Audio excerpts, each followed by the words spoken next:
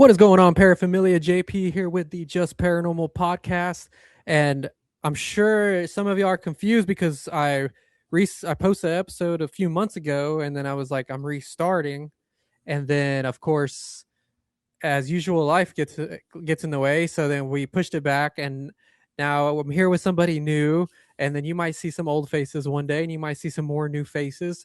It's going to be a clusterfuck of clusterfuckedness, I think is the best way to put it. So join with me tonight is the man, the myth, the legend himself, Joey, the producer. He is here tonight for the first time. What's going on, Joey? What's up? I'm here to help and try to get this thing going, buddy. I'm excited, ready Yeah, to we participate and dig in. we tried to record 2 nights ago. We had it well, we thought we had it all set up. We had our everything put together. It was looking good. Then we tried to start recording and tech issues because we're doing this podcast remote. Joey, he's actually in Switzerland right now. He is running from the government, so he's over there. I think his your old name used to be like Snowden or something like that, right? Was that your old surname? It was Horace P. Big Titties. Yeah, that's who. Yeah, that's who it was. That's who it was. All right, so he's over. Horace B McTitties or P McTitties is over there in in the old Switzerland. But yeah, so we have a new show, new lineup. Might see some new co-host, host, producer. We got a new producer. Joey's the fucking man. He is got us prepared for this episode. We actually kind of have a topic we want to go over, but before that, I kind of wanted to use this moment. This channel, they know me already. I've been here. I've been doing this is I don't know if you know. I've had this YouTube channel. I mean, it's probably going on 10 years, over 10 years now. I mean, I've had this YouTube channel for a very long time, off and on. Started out strong, went really good, then just fell off. But so they know me. It's basically what I'm trying to say. I want to get to know Horace P. McTitties over there in Switzerland. Shoot. So what's up, man? First things first. Name, and then of course just what about the paranormal t- topic interests you, I guess. Okay, so my name's Joe, last name Vrana. Not that that's really crazy important. Now, as far as the topic, I mean, we're talking about the moon, mysteries of the moon. The moon is like, as old as time itself. It's been up there forever. People have been talking about it, thinking about it. It has affected our lives and our world forever. And it's a badass topic to get into. I've got some family who worked for NASA, and so we're involved in the moon landings. Like 50 plus years ago, they were involved Oh in all wow. of this. So it's really a cool place to look at, and also to think about. What don't we know about it?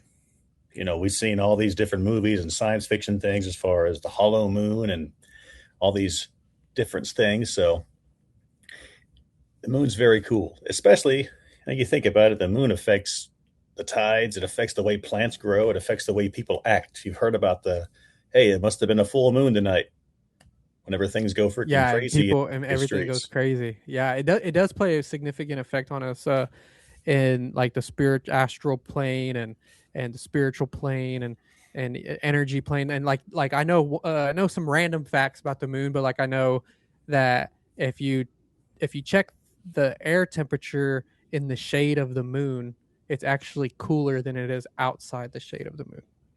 So Yeah. somehow the shade of the moon is cooler than the surrounding area.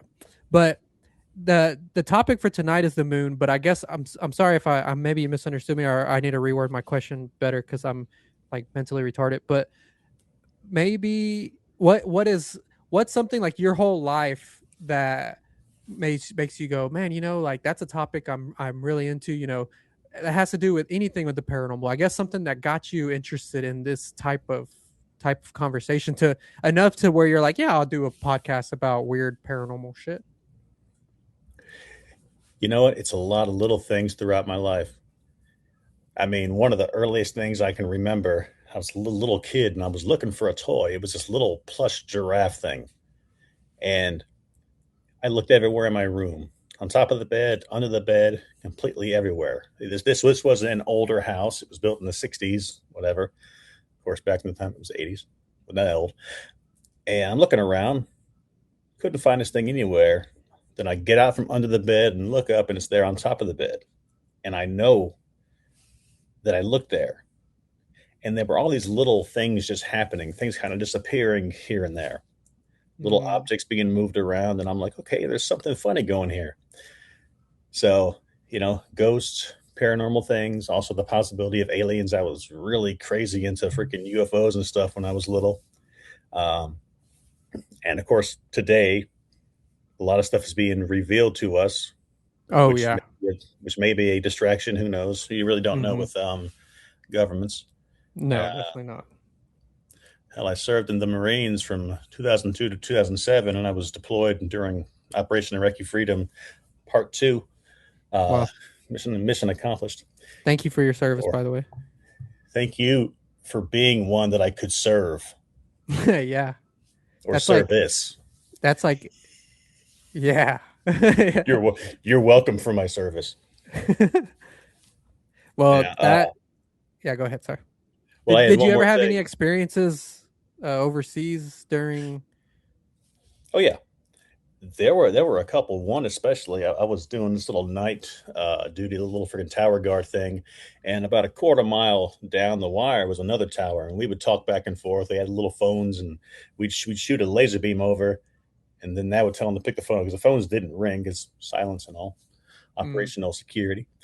And so we're talking back and forth, and eventually, this is during the night, we hear this weird sound behind us. It sounds like a baby crying, and we hear it moving around like it's just this eerie, odd thing. When we're flashing them, and they're not responding back, and for like 5 or 10 minutes, this thing is just howling, screaming, screeching, and we're not getting any response from the tower next door. Finally, this thing that we can't even see it was just this invisible force when it went around an old concrete bunker and kind of trailed off.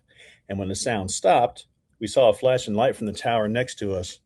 And we picked the phone up and said, "Hey, we've been trying to call you for like the last 10 minutes." And they're like, "Yeah, we've been right. trying to reach you too." And so in this moment, there was like whatever happened affected everything around us. The people down there couldn't see us, we couldn't see them. It was weird. And the guy I was on duty with was like, "Yeah, I'm going back to church." Because Dude, it that's was, that I couldn't even imagine like the energy or the lingering depending on what you think a spirit or ghost is or whatever, like the lingering residue of energy from people that are obviously going through the worst moments of their lives constantly surrounding you, and the energy from the anxiety and fear and everything just is just a melting pot of you know potential for spiritual presence, from good to bad to everything in between.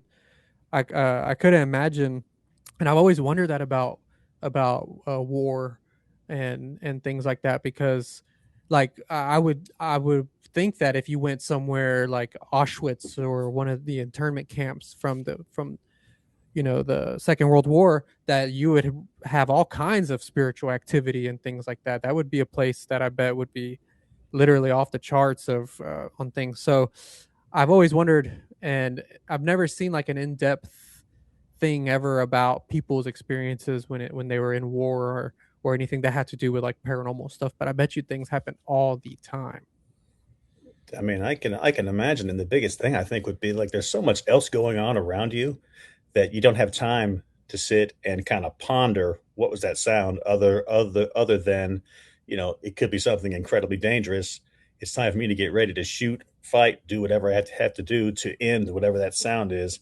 So, and I know there's probably a lot of guys who've had experiences similar to mine, just unexplained shit, man. Yeah.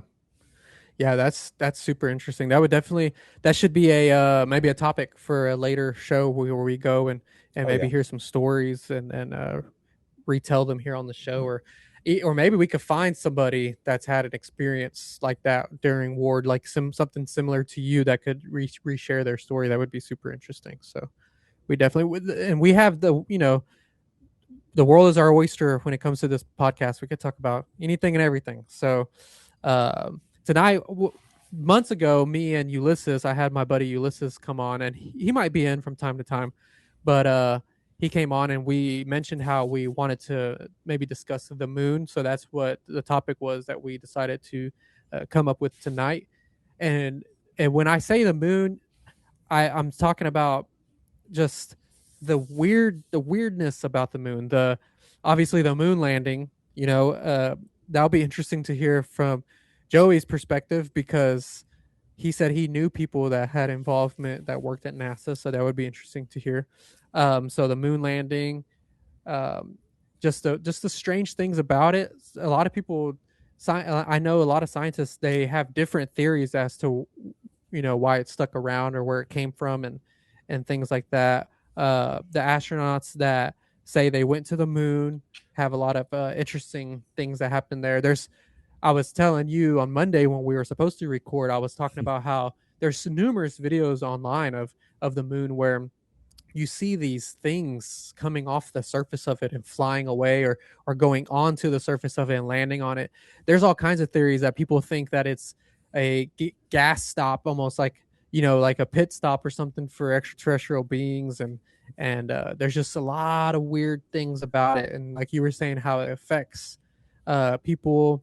When the moon is full, I get a raging boner that doesn't go down, and Yeah. it is like a I took a blue chew or something, and it just doesn't go away. Those freaking moon boners will get you, bud. I'm a were wiener. Yeah. Does it get hairier? Yeah, it gets hairy. What if I just turn into a giant dick, a giant hairy dick, and But just you're like, already a giant dick. yeah. Now I just need to add the hair onto it. But yeah, the moon is very interesting. So I'm super excited to hop onto this topic. So what do you have prepared, Joey? So we got a lot of stuff. I kind of wanted to start out with just some details because the moon's big. It's enormous. It's one of those things that is difficult for us to wrap our heads around. The diameter, how big or round this thing is. Yeah. It's over 21. It's over 2,000 miles around, or Wow. 3,000 kilometers. I found another measurement though: 39 million Kit Kats. Not Hell not the yeah. king size, the regular ones. And you know how And we love to America doesn't like to use a metric system. We like to use the imperial system. And I'm surprised that we haven't started using Kit Kats to measure more things as Americans. I mean, they're about 3.5 inches long. That's a pretty good standard. I think 3.5 is great. If you I ask say me. it's not the size of the measurement; it's how you measure. Right. And do you need a Kit Kat bigger than 3.5? Because think about it. They had those big Kit Kat bars, the big ones. Do you remember? They were like Yeah, 6 inches or something like that, 5 or 6 inches. Do you see them anymore? and not, and I guess not the massive ones, but they do have the king size ones. They're Yeah, but that's a little two, bit, 3 inch, 2, 3.5 inches separate, yeah. right? No, I'm talking. They Uh, used to have a full thickie, and no, I haven't seen that. they don't sell it anymore because nobody needs that many inches. Because 3.5 inches of pure bliss in your mouth is more than enough. I can agree Okay. because any more than that, you're just gonna start hating it. I'm already full. Oh wait, now here's some more. Yeah, Yeah, you're just greedy. If you're getting more than 3.5, you're greedy. yeah. Freaking little Kit Kat sluts.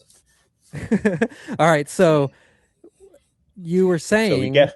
I mhm, was saying, let's say so that the distance from the Earth to the Moon, it's on average because it has this elliptical kind of orbit.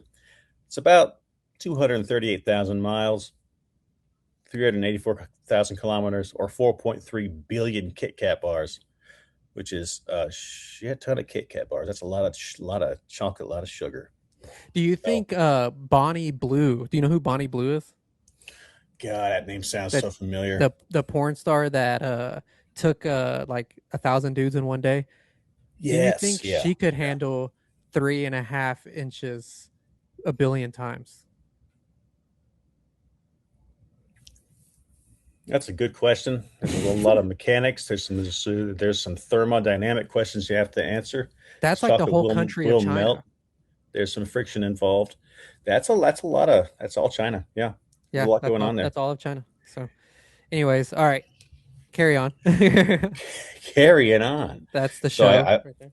I know, right? Here's a show. Mhm. So that's it. That's it for the moon facts. I mean, other than every year, it's moving further and further away from us. About an inch a year, it's moving further away. Now, what's that going to mean for us in the future?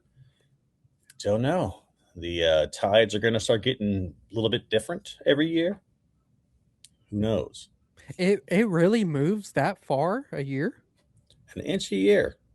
That's fucking wild. Because that's not super far, but it makes you wonder where was its starting point to where it's at now with how long it's been in the sky. You know what I mean? Well, yeah, and I mean, there's so many theories about how the moon was created. I know the one I've seen the most was where the Earth, while it was being formed, was hit by something, um, asteroid, space rock, whatever, and then the cast-offs from that coagulated and made the moon, which then started to revolve around us, the Earth. So who the hell knows? Hmm. I mean, it's incredibly crazy to think that this thing. I mean, considering the uh, solar system as it is and how we are this planet with life, and the moon is a part of how that life exists. Without the moon, we would have no tides. There's a lot of other stuff that wouldn't happen. A lot of Yeah, stuff that's contingent on the moon.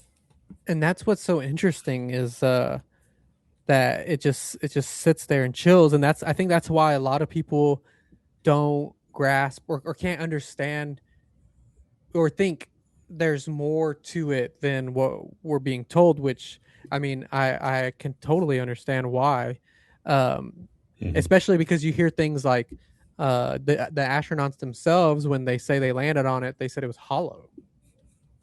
Yeah, And and it's funny because the hollow moon theory, it was based on it was the Apollo 12 mission. They crashed a module onto to the moon on purpose just to see what would happen.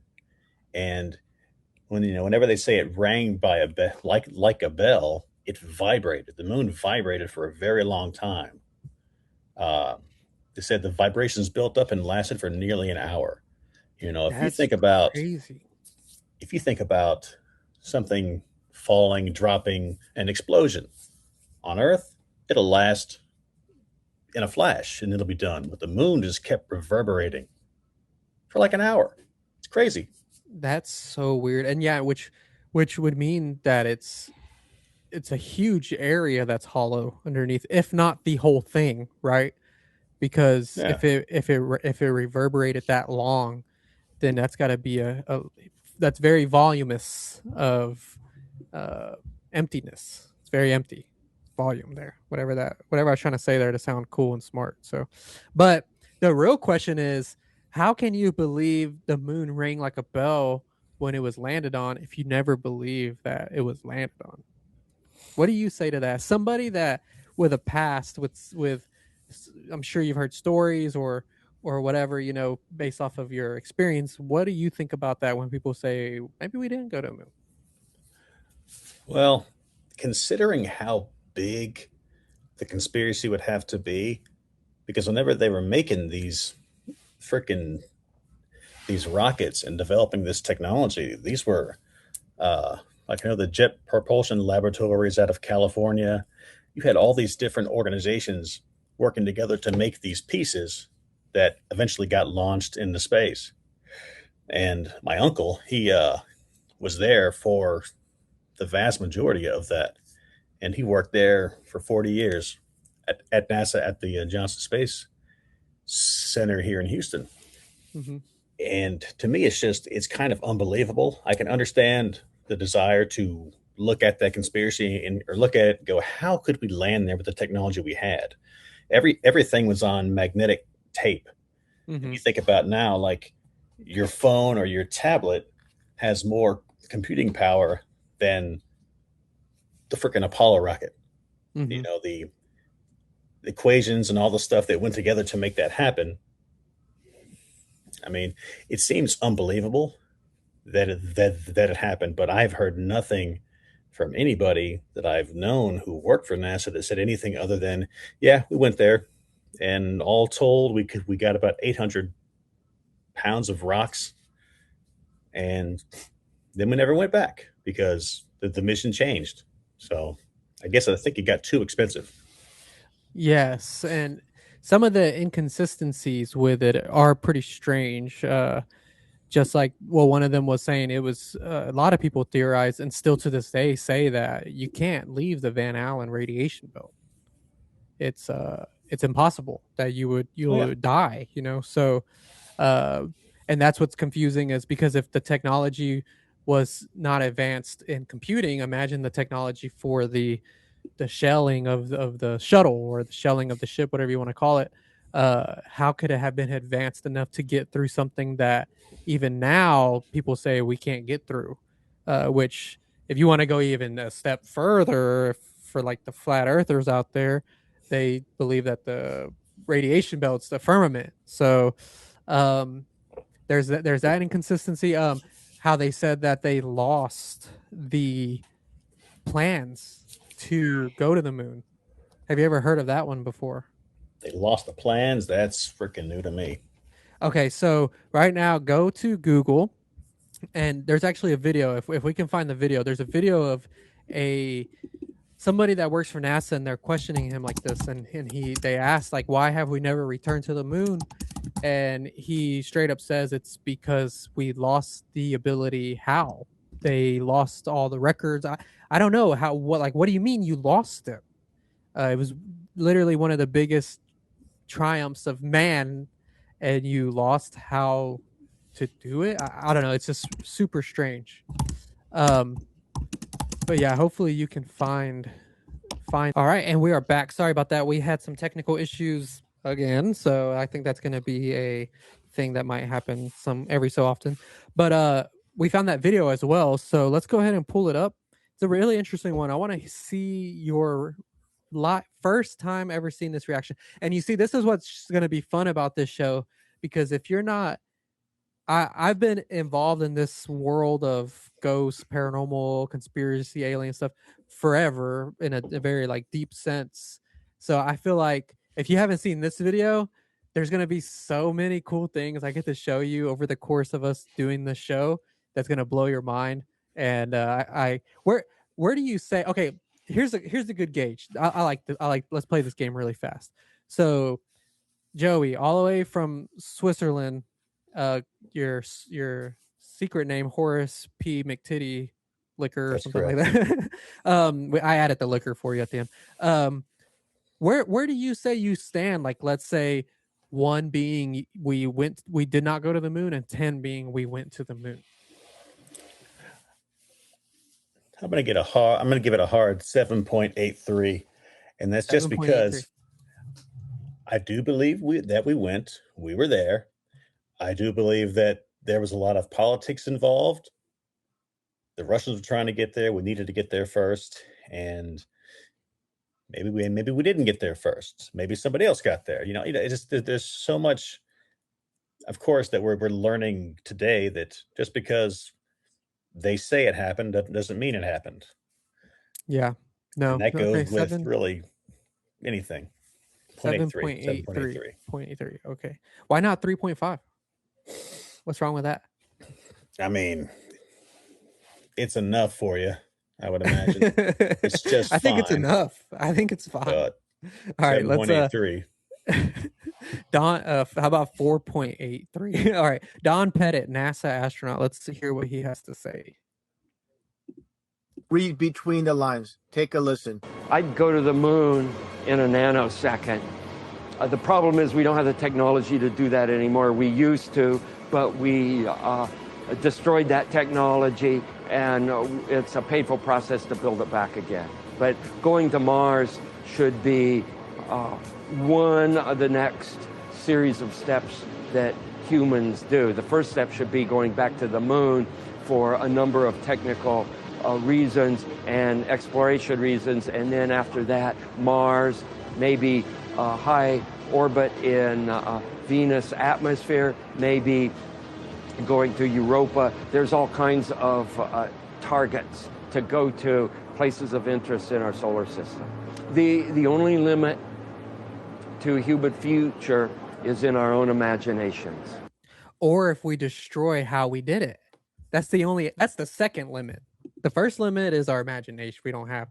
But the second limit is we might destroy how we did it so we can't do it anymore. That's pretty weird, right? Yeah. You know, it's very possible. It's very neat. And I can imagine, you know, I get what the guy's saying. Going to the moon's like the best first step. You know, build a little base or whatever, underground, whatever. Get yourself set up for further missions, because it's much easier to launch from the moon than it is to launch from the Earth. You've got less mass, less gravity. You know, the moon's hollow, so you really got no gravity. You have very little mass, which that's a whole nother can of worms with these things called mass concentrations, which are these little areas, because the moon's gravity is not uniform. It's lumpy. Like, there are areas of the moon where the gravity is pretty heavy, and they'll actually drag you down in areas where it's not. So to exist on the moon is to exist in a state of constant flux. Constant lumpiness. Constant lumpiness. That's what I feel like half the time. Like lump. You look like it most of the time too. So yeah, I could tell. It fits. So, but why would they destroy it? If you use the word destroy, that makes me feel like you got rid of it on purpose. Well, let's think about it. Why would you not want to go back to a place that once you went there, it was like, you know, there were parades in the streets and everybody was happy and excited? There has to be a reason why you don't want to go back, or why you're trying to make it impossible to go back. You know, maybe something was found up there.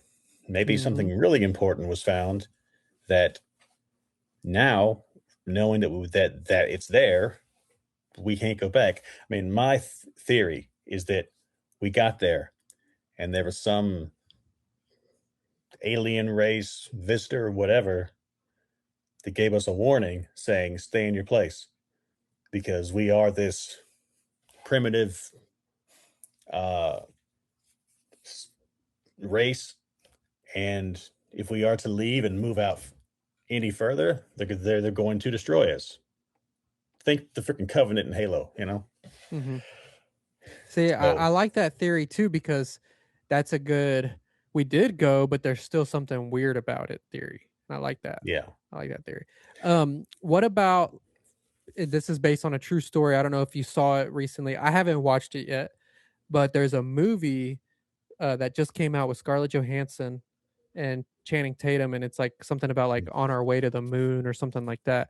And it's about how NASA filmed a fake moon landing because they couldn't film the real one due to, like, I guess, camera restrictions or something. So they're literally telling you, we did film a fake moon landing. We actually, but believe us, we went, but we filmed the fake one because we couldn't film the real one. And here's the fake one. You know what I'm talking about? Have you ever seen that? I've heard that theory, and like I was saying before, with the freaking politics of it, it makes sense. Let's say that, you know, it's the freaking space race, the race to the moon. You know, we and the freaking Russians are moving kind of neck and neck, and we get there before they do, but just by a little bit. And it's like, maybe instead of actually getting there, you know, maybe the freaking mission was in progress, but we just hadn't got there yet. So we filmed it just to freaking put our freaking name on it, and then maybe a week later we actually got there. But my question is, if you film it and you put your name on it, then you don't really need to actually go if everybody already believes that you went. So then you save the money to not go. and then you just pocket the money. Honestly, that's probably what happened. I mean, it could have been just a really huge scam, but then considering the amount of people involved, once again, like there were hundreds of thousands of people involved in this mission at each site, at the Jet Propulsion Laboratory, at freaking down here in Houston, Cape Canaveral, and Florida. There were, like I said, so many people involved in order to keep them either in the dark or quiet is a difficult thing. Yes, and I've heard that before too, and I agree because I feel like there's so many moving, talking pieces involved that somebody somewhere would have said or done something.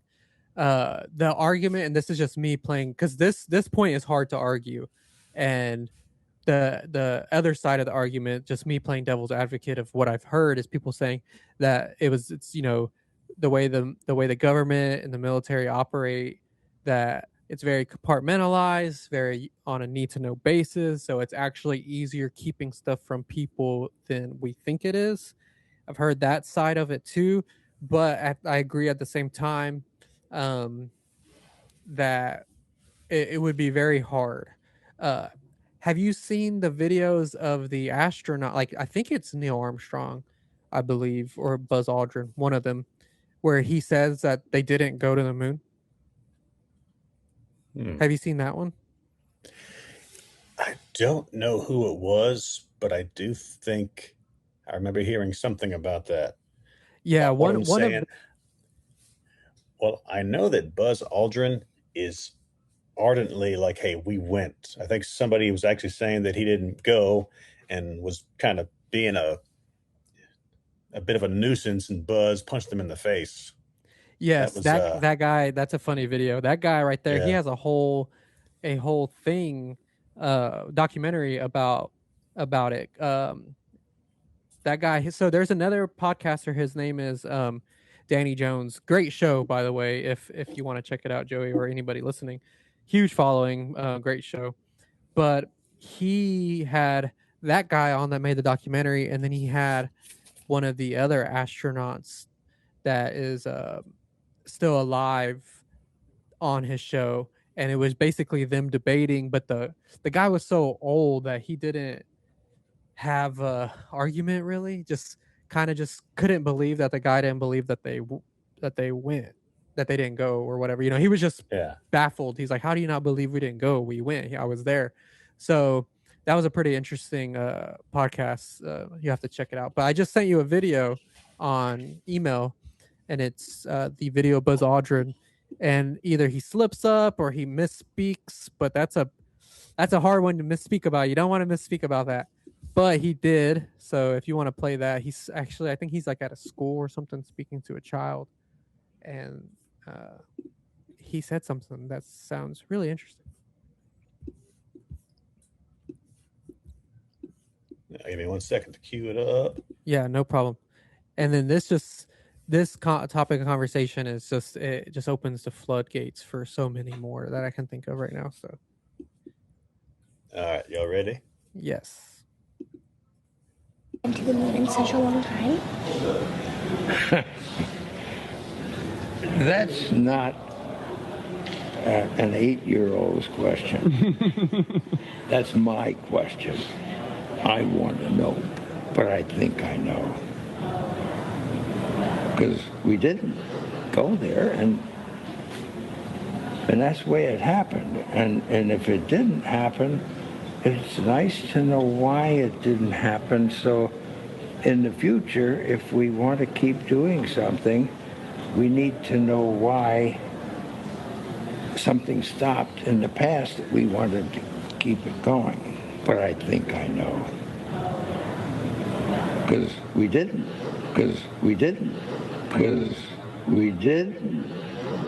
Conspiracy theories. They've been crazy, but now they're right. Interesting, right? Well, yeah, and that's Buzz Aldrin right there. You can see his on his freaking shirt. Yeah, and it's funny because he was the one who punched the dude in the face about the guy who was pestering him about not going in the first place. Mm-hmm. So that's very, very interesting. And, you know, there's a possibility he misspoke, whatever. But I mean, that was the Apollo 11 mission. That was the one that actually made it to the moon. Have you heard of Warner von Braun's ties to NASA and the moon? Warner von Braun. So Warner von Braun was a head Nazi scientist that during Sounds that way. after World War II, there was something that happened, and this is real. This is, you can look this up. It's called Project Paperclip, I and it remember was that, yeah. basically the Russian government and the U.S. government allowing certain Nazi scientists to go and basically seek asylum after World War II, after performing grotesque torture and horrendous deaths and everything to Jewish people. They allow them to go to their countries to serve for them. So basically, you come work for us, and we act like the whole Anne Frank thing didn't happen, basically, type of situation. And I think of it as like an NFL draft, like the Russian and the Americans, like government goes up on stage and they're like, with the first pick in Project Paperclip, the U.S. selects scientist Warner von Braun, killing over 1 million Jews himself with the beautiful creations he had. It's kind of like that in a weird way, but yeah.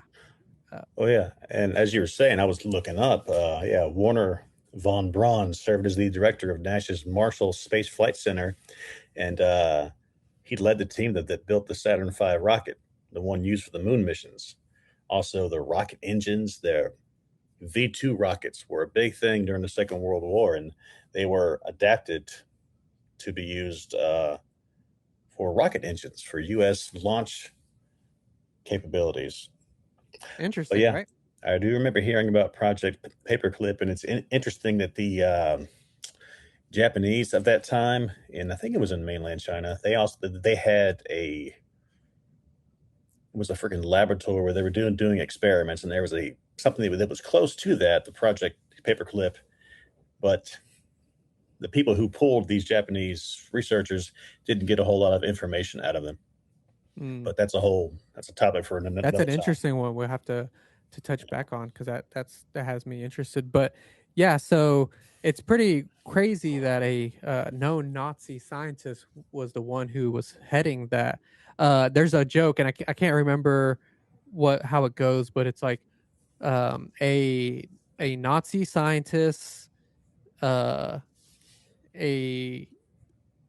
cartoonist, and something else walk into a bar. What do you get? NASA, because Warner von Braun, Walt Disney. Walt Disney was a part of creating NASA as well, along with Warner von Braun, which is interesting because some would say Walt Disney is a master of. I don't know if you would say it's like he knows how to manipulate media to. I can't think of the word for it for some reason. Propaganda. Master of propaganda, right? So yeah, you have it wouldn't surprise me or shock me that those guys were together, and it's like, how do we get to the moon? And he's Warner von Braun's like, well, we don't go, like we just tell them. So in his German accent, that was my best attempt at a German accent. So sounded very American. Yeah, that was pretty poor. So can you do a German accent? I bet you can do one. Yeah, I could try. Hey, Warner, how are we going to get to the moon? 9. No moon. No moon. Yeah. That's all I got for you. So I did just see something as you were talking. I'm always the guy in the chair looking stuff up. Disney made a lot of space programs, TV shows in support of the space program. There's one called Man in Space back in 1955, Man and the Moon 1955, and then Mars and Beyond in 1957. So they were called the Tomorrowland films. Mm-hmm. Now, for him to be involved in that certainly begs you to think about the possibility that these were produced. The films, of course, that he made were, of course, produce on a soundstage somewhere, and they made a lot of interesting films. And to this day, like Disney, they're massive. They can make anything And look that was the real. same thing with Stanley Kubrick. You know, he came out and he was very like, hey, you know, I believe that they said he helped filming it. I think that's the whole Yeah. thing.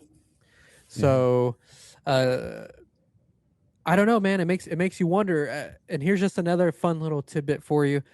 Google what was the Bible verse on Warner von Braun's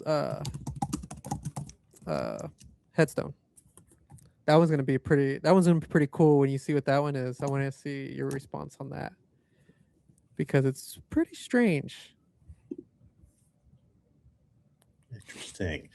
So the scriptures from Psalm 19, verse 1, the heavens declare the glory of God, and the firmament showeth his handiwork. That's on Warner von Braun's headstone. Somebody that would know a lot about space, a lot about what we might be on. If you want to get into that, which we'll do that on another episode, but that makes you wonder, right? And then we kind of tie it back to how I said some people believe the Van Allen radiation belt is just another word for firmament that we can't get through. And then you have Warner von Braun directly quoting a Bible verse, which I'm sure he wasn't even. I wouldn't imagine he was a Christian, but I don't know. But it's almost like he's rubbing it in our face, right? A little bit, because I'm trying to read a little bit more, like, you know, what does he mean by firmament, and what was his faith? They said it did mark his personal faith and his connection between exploring the universe through science and acknowledging a creator. So, you know, he believed, I guess you could consider that to be a little bit agnostic as of something's out there. I don't know what it is, but something made something. But of course, if you asked me, he was a fagnostic. That is also probably very accurate. Yeah. So I'm trying to figure out some kind of connection between Nazi and agnostic, like Nazi. That joke doesn't make that's not funny. Let's look up one more thing before we go. I want to see what you think. And I don't remember what it means, but I'm interested again because I just know this, but I don't remember exactly what it is. But look up what does NASA mean in Hebrew. I believe it's Hebrew, might be Yiddish, but or if Hebrew and Yiddish are the same thing. I have no fucking clue, to be honest with you. Because I believe NASA, I know it's an acronym, but the actual word derives from. Well, I'm seeing it here. It's two different things. The biblical verb nasa, which has a little thingy above the S, which in fact, let me just share the screen here because let's see the little thingy that you were talking about. Bring that to the thing. Can you see that? Can you read that? Yes. Okay, so the first one is to lift or carry, and the other one, nasha, is to deceive. To deceive. And that's probably where this is definitely going. I can certainly understand. I can understand where people would draw conclusions. Mm-hmm. Yeah. That. It's pretty weird. It is pretty weird. And in another note, when I was in college, back in my college days, I took a Spanish course, and we had to do this like we had to take a trip. It was a group exercise. We had to take a trip and say the whole thing in Spanish where we're going. And I wanted to take a space train to the moon. And instead of NASA, I'm like, well, let's make it Mexican. So it's going to be masa, which doesn't translate for nothing, but it was funny to me. So because masa is the corn flour you make. Yeah. You already know. So you know. I knew it didn't mean anything, and my teacher said that. I said, "Yeah, I know, but it's got to be funny." And masa is funny. Yeah. But anyway, Nice. That's called a tangent. Sorry, I'm No, deviating from the program. that is what, and that's what I liked what you said a minute ago. You said space program, and the verb version of the word program is, programming, make it, forming something to make it into what you want it to, kind of is probably a very horrible, rough definition. Um, but it's a space program. They're programming us to think. We'll go deep. We're gonna go deep on this show. This is like, I love this topic as a first episode because there's just so many little cool things about it, like these little things that I've heard over the years that make somebody that isn't too sure go, and it's a good one to pop a cherry on for conspiracy theorists because it's I don't know how to explain it. It's not so dark where you don't want to hear about it, like Epstein Island or Pizzagate. Because I just want to go on the record. I've been talking about Pizzagate and Epstein Island since 2012 when it first started hitting the internet, and people were saying that's insane and fake. But that's for another show too. We're gonna touch on all these things, but this was a good starting one to kind of touch on. Yeah, and so just I guess one last thing. Since we're talking about Project Paperclip and the Nazis, what about the theory that the Nazis didn't just go away? Right. Like they actually went to the moon. Mm-hmm. They went to Argentina for sure. I definitely know that Argentina was a destination. Mm-hmm. And then it's kind of funny how they sent a mission. I don't know if you've ever heard of Admiral Byrd. They sent him to Antarctica. He came back and claimed that he saw spaceships, Nordic beings, all these things. And then shortly after, the Antarctic Treaty took place where all the countries that were pretty much at war with each other for, World War time era, that they decided, well, let's just not fight and not go to Antarctica. Maybe we all just agree, let's not go to Antarctica, That's so very that's pretty interesting.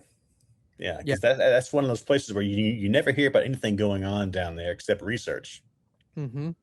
And there was that guy that came out recently saying that they cause Antarctica. They had these huge. I don't know what they.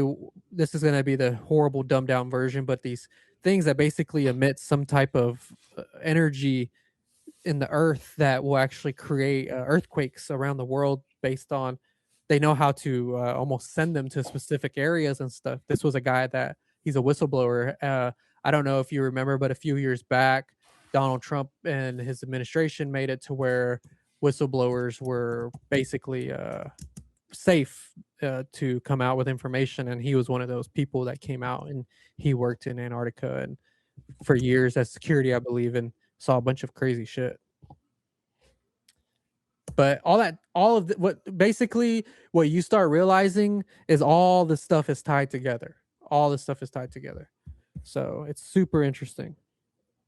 Well, it's like they say, everything happens for a reason. And when it comes to all these different things, Pizzagate, Epstein Island, there has been a long freaking history of people doing things and then covering things up because they did things. Mm-hmm. And, like you were saying before about things being on a need to know basis. And, whenever I served in the Marines, that was definitely the case. I remember whenever I got deployed, they didn't tell us a whole lot of anything. Whenever we got there, we're like, I don't know where the hell we are. Maybe we're in Utah. Maybe this is a training exercise. Then it wasn't.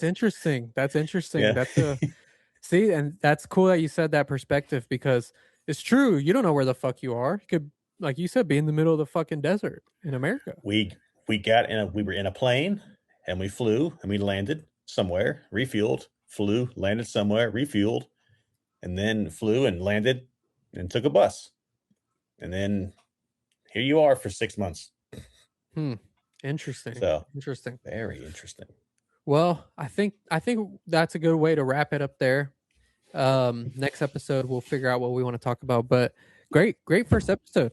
Had a lot of fun. Very, very fun. Hey, I had fun, and we definitely barely scratched the surface of this moon mystery. And who knows, we may revisit.